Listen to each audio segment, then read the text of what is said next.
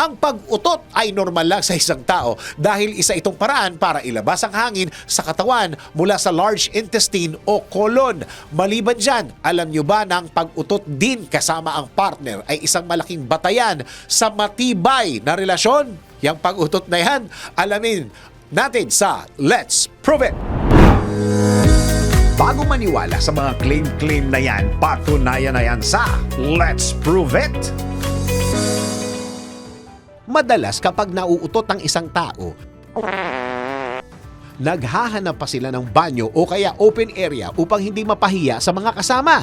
Pero alam nyo ba, ayon sa pag-aaral, ang pag-utot daw kasamang inyong partner ay nakakapagpatibay ng relasyon. Tara, let's prove it.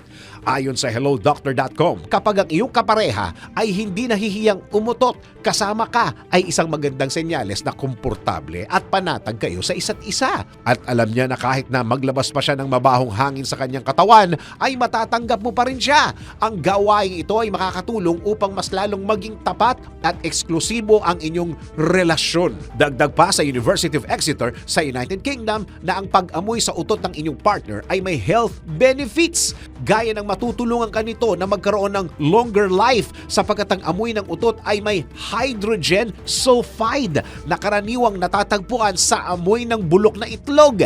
Ipinaliwanag ng mga researchers na ang pag-amoy nito ay mainam na pantaboy sa cancer, stroke at heart attack at mabisa itong panlaban sa demensya.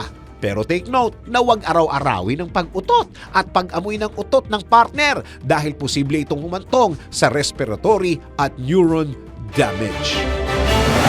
Taga-Aliw po kami, Aliw Broadcasting Corporation, Aliw 23 Free TV, DWIZ AM News Radio sa Metro and Mega Manila, DWIZ News FM Regional Station sa buong Pilipinas, Radyo Ronda AM Radio Network sa buong Pilipinas, at Home Radio 97.9 sa buong Metro and Mega Manila.